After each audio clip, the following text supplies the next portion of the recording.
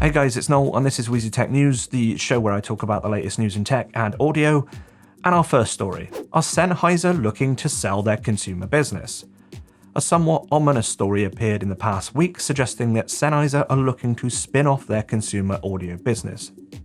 This is the arm of Sennheiser responsible for their Momentum and Ambio product lines, as well as potentially a much larger segment of their headphone lineup, depending on where they draw the line. In a press release from Andreas and Daniel Sennheiser from the 16th of February, Sennheiser said the following: "Across our professional and consumer divisions, we have 4 business units: Pro Audio, Business Communications, Neumann, and Consumer Electronics. All of our business units are characterized by different customer groups, customer requirements, product life cycles, and market dynamics.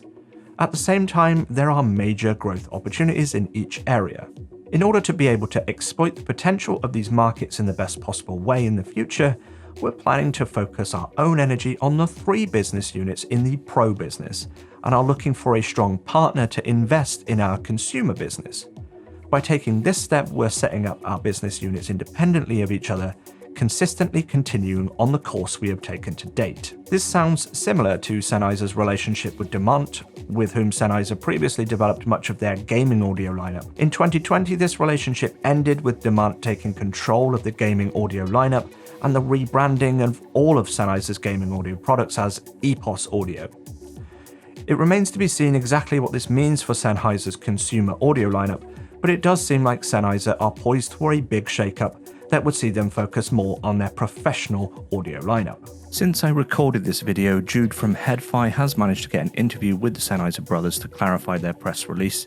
To summarize, they confirmed that they're not looking to sell their consumer business as reported in some outlets, but they are looking to find a partner to work with to help them deliver on their consumer portfolio whilst they focus on their professional side of their business. They don't have any partner lined up at the moment and they don't have any time frame in mind, and obviously they're not looking to rush into anything. But in terms of their audiophile portfolio, this is going to remain unchanged at least through 2023 along with their current roadmap.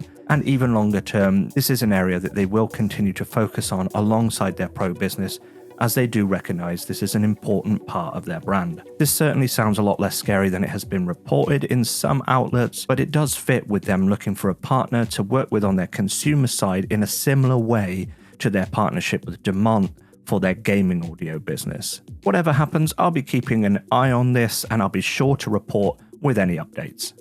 Drop announces their newest collaboration with Sennheiser, the HD8XX, based on the Sennheiser HD800S.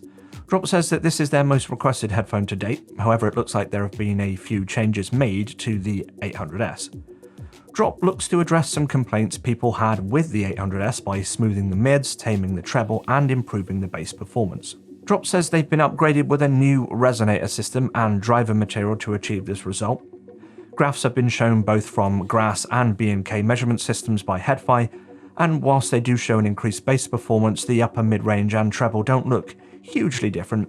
If anything, they look slightly brighter, although this could be down to either measurement variance, unit variance, or perhaps this is an early prototype, and they still have some work to do. That's all unclear at this point, and I suppose we'll have to wait and see how they perform, and wait you will, for if you pony up the $1,100 to pick up a pair of the first run HD8XX, you'll have to wait until November to receive them. All orders after this initial run will go up to $1,200, and this has left a few people wondering why they didn't just leave the 800S how it was and just cut the price. It seems like that's what a lot of people had in mind when they requested the 800S in the first place. Also, let me know what you think of this new blue accent ring. I'm not particularly a fan, but then I'm not going to be buying the 8XX, it's way out of my price range. Microsoft announced their new Xbox wireless headset, which looks like a huge upgrade from previous official headsets. Retailing at just £89.99 UK pounds, they feature a 40mm dynamic driver with wireless connectivity to the Xbox, as well as supporting Bluetooth 4.2. They're powered by an internal lithium-ion battery, which provides up to 15 hours of playtime on a single charge, with a 30-minute quick charge providing up to 4 hours of playtime. The Xbox wireless headset is built to take advantage of various spatial technologies such as Windows Sonic, Dolby Atmos, and DTS Headphone X, which is supported on Xbox Series X, S, and Xbox One. The build looks sturdy and comfortable with big circumference, deep ear pads and headband, and a weight of 312 grams. There's also a built-in boom mic and a large volume dial on the side with an option to balance your game and communication audio. This definitely looks like a big step up from previous Xbox designs. Who remembers those janky communications headsets from the Xbox 360 days? Sticking with gaming headsets, and VZR have announced the VZR Model One audiophile gaming headset. If you're unfamiliar with VZR, that's because they're a new company founded by Apple's former lead acoustics engineer, Vic Tiscareno, and I'm sorry if I butchered that pronunciation.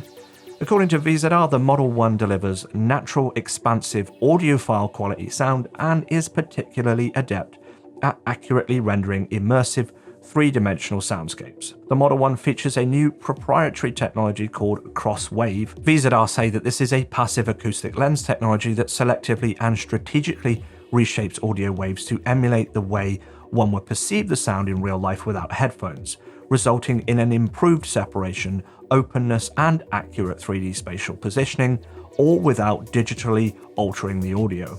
From the diagrams, this looks to be some kind of baffle system in front of the driver to shape the sound, which looks interesting.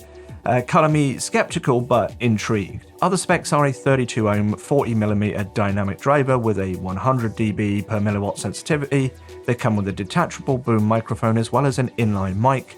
The build looks like a sturdy and durable construction with large ear pads and a well-padded headband, but the weight is a pretty chunky 430 grams, which seems pretty high for a gaming headset. The VZR Model One is not available just yet and is expected to open for pre-order in Q2 21 with a $350 price tag. I just hope they nailed that comfort. I don't know about you, but I often game for hours at a time, and a headphone of this weight definitely gives me some pause for concern. High-end planar magnetic headphone company Audeze have launched the Euclid, a $1,300 planar magnetic IEM earphone. The Euclid features a whopping 18mm planar magnetic driver with a 12 ohm impedance, 100 dB per milliwatt sensitivity, and a max SPL of over 120 dB. The design is a little smaller than Audeze's earlier IEM efforts, but they do still look rather bulky. That rules them out for me. I can't really wear bulky IEMs, they always tend to just fall straight out of my ears. Not that I would spend $1,300 on an IEM, but it is cool to see a company pushing the boundaries. Right, that's it for this episode of Wheezy Tech News, or WTN. Let me know what you think of this format, and be sure to leave a comment if you have any news that I may have missed and you think I should cover. Do the subscribe thing if you haven't already, and thank you so much for watching, and until next time, have a good one.